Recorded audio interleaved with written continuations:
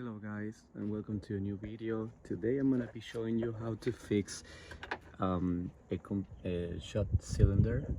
I've been having some issues with this car, and what's been going on, I changed the timing chain, and then I put new spark plugs, new ignition coils, and the car seems to run fine. But after a while I was having some issues.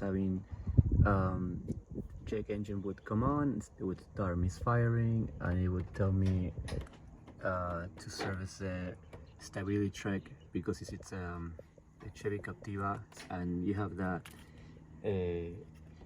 that warning that comes on the dashboard. So right now we're gonna check the compression on each cylinder. We're gonna make sure that we are not getting a bad rating on my gauge. So we're gonna do our first test on cylinder number 3, because that's the one that's been showing me many misfires. So I suspect we have something wrong with this. So we're gonna go now.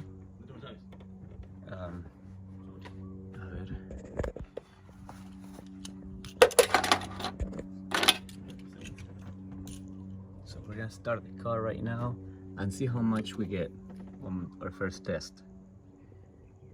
Dale.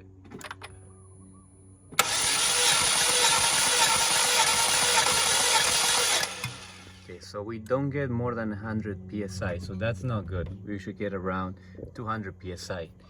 I checked the other ones and we get around 200 psi. So now what we're gonna do, we're gonna add some oil on the cylinder, and that's gonna tell us if it's a piston ring, or if it's a piston ring issue, then it should come up, our pressure should be more. So we're gonna check that again. So now we're gonna put a tablespoon of oil inside the cylinder, and if the compression goes up, then that means we have an issue with the ring. Okay, so we're gonna put some more.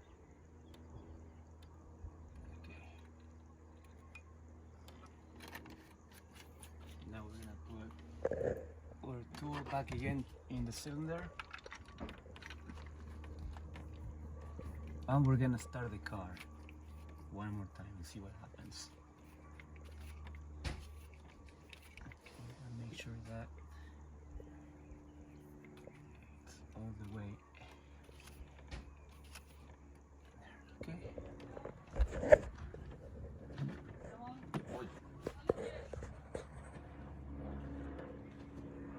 Dale.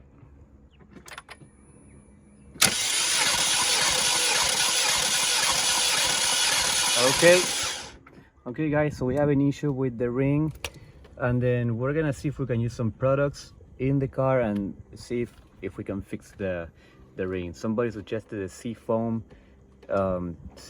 Seafoam liquid. You put it in the ring and then you leave it for a few hours. It'll clean the piston rings and hopefully it'll fix the issue.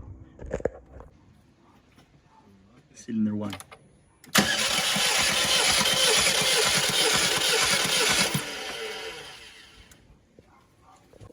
Cylinder number 2.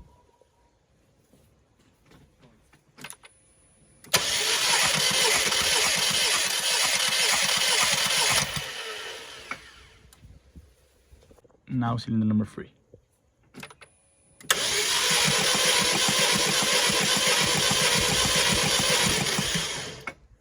Now cylinder number 4.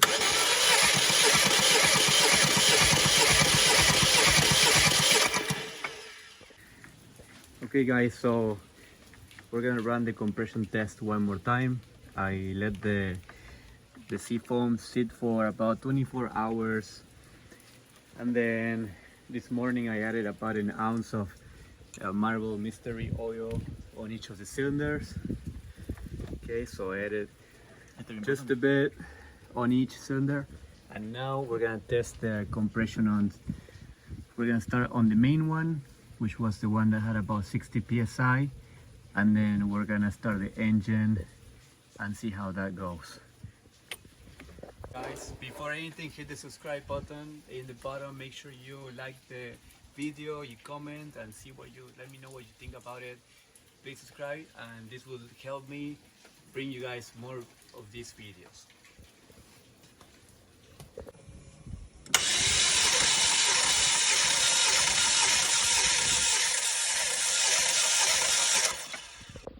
Okay guys, we just saw the cylinder number 3. It had about 210 psi of compression. It seems that it worked. Let's try on cylinder number 1. Let me push the valve here to let the air go. Okay, go.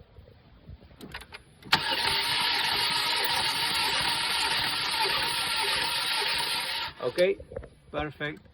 So this one we have about 205 psi. Okay guys, so now we're gonna check cylinder number 2.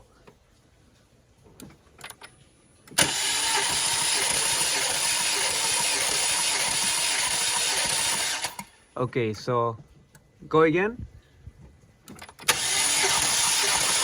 Okay. So cylinder number 2 is about 200 psi. So we're good on this one. Okay, cylinder number 4.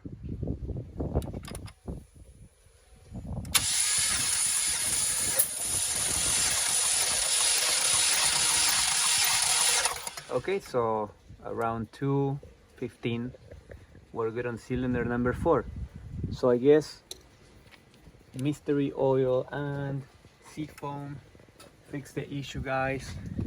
So now I'm gonna do an oil change. We're gonna put it back together, do an oil change, and then I'm gonna check the compression again and see if it stays the same after driving it for a day or two.